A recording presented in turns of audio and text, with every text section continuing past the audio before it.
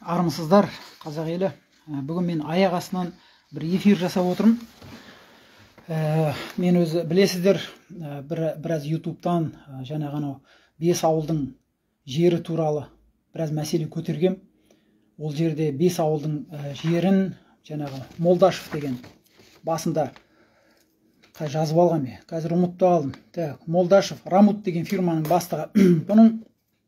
Бұның бір ағасы председатель земельного комитета осы республиканский. Сол жерде отыр. Соныменен олар кезінде сол жерді сатып жіберген. Одан кейін барып оны жаңағы Жарқын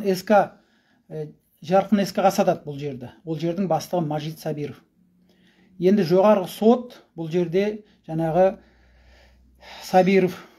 Мажит Сабировты да, осы Молдашевты да түрмеге қамаған 6 жылдан беріп. Шамамен 6 жылдан берді. Енді осының барлығын шынымен басында бүлдірген Молдашев ол түрмеден шығып кетті. Условно, ақталмаса да условно шығып кетті. Қазіргі уақытта Мажит Сабиров отыр. Жоғарғы соттың шешіміменен қамалып отыр. Енді осы Мажит Сабировтың атына тіркелген мынау жер Жарқын СК жаңа фирмасына.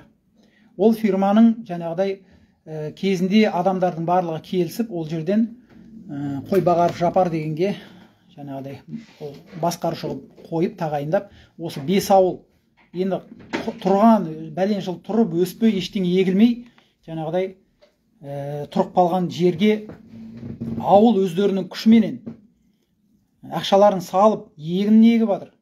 Енді соның барлығы міне екінші жыл былтыр екті шамасы жеткендер, биыл міне тағы да егіп жатыр.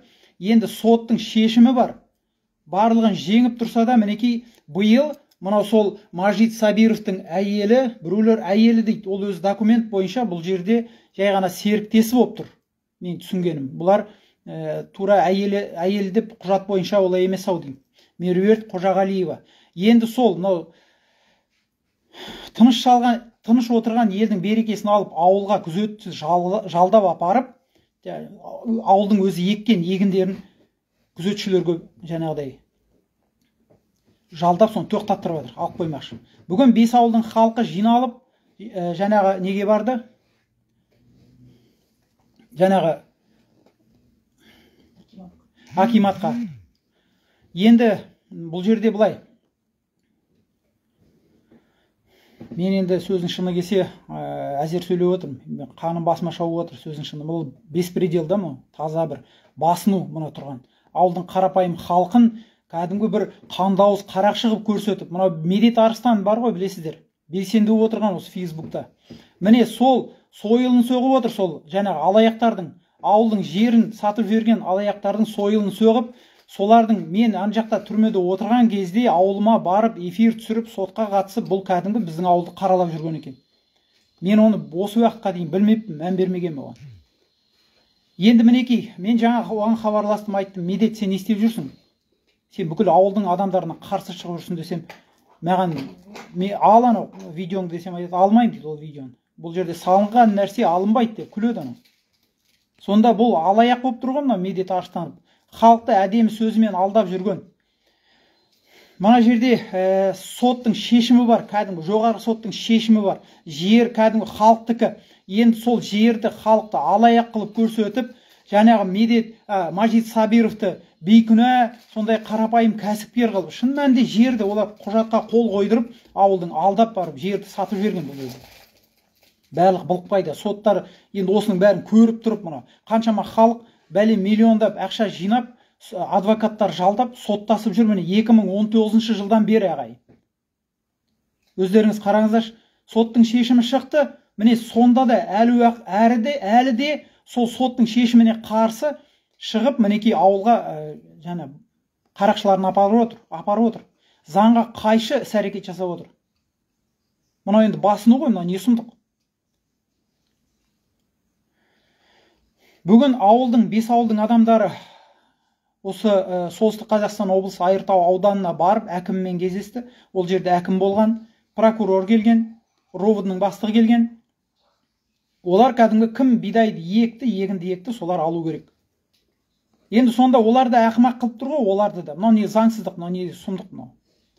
Сонда Бізде заң жұмыс істей ме ағайын? Осылай қарапайым халық оны шырылдата береміз бе біз? Мынау не сұмдық?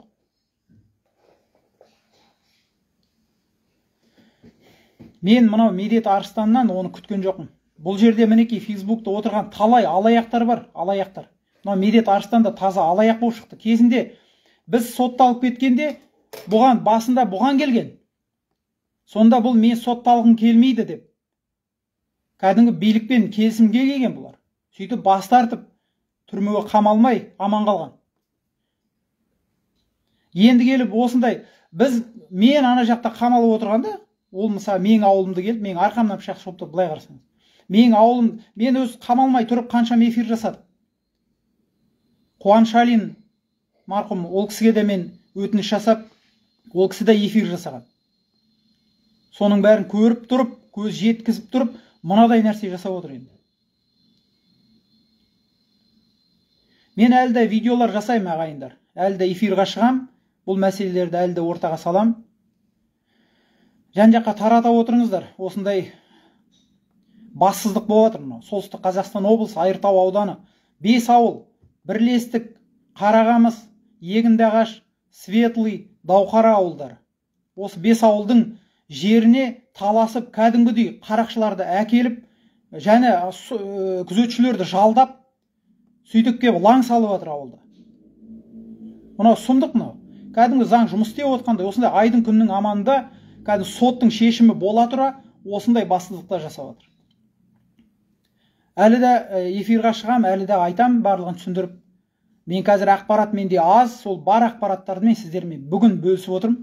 Өйткені бүгін Медет Арыстан жаңағыдай эфир жасап, жаңағы жазбамен шығарыпты.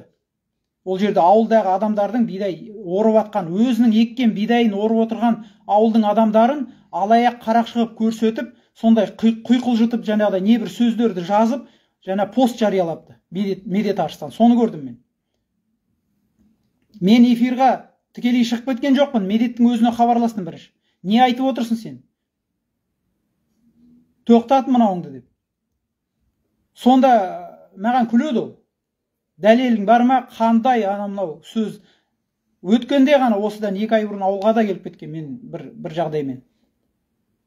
Жезқазғанның жігіті, мен солтүстік Қазақстанның адамын. Анау Айыртау районы.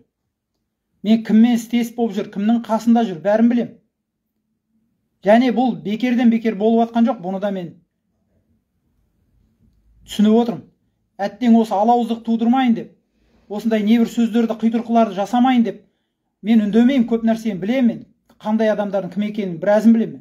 Бірақ та мынау менің ауылыма келіп, мынадай басынып отырғандығы, соттың шешімі болып тұрып, ана 5 ауылдың халқы шулап жүр. Бүгін 60-70 адам шуылдап, шұбырып районға барды. Осы бір әйелдің кесірінен. Егіндер жатыр, мына жаңбырды көріп отырсыздар. Қазір жаңбыр қалай құйылып жатыр. Егін еккізбейді, мынадай бір сәттерді пайдаланып орып қалып жатыр да. Ол енді күнкөрісі ғой қарапайым халықтың. Міне соның барлығына және балта шауып, кедергі келтіріп, осындай істеп жатқан қитұрқылықтарға мінекей қолдау көрсетіп жүрген Медет Арыстан, ол кім енді ол?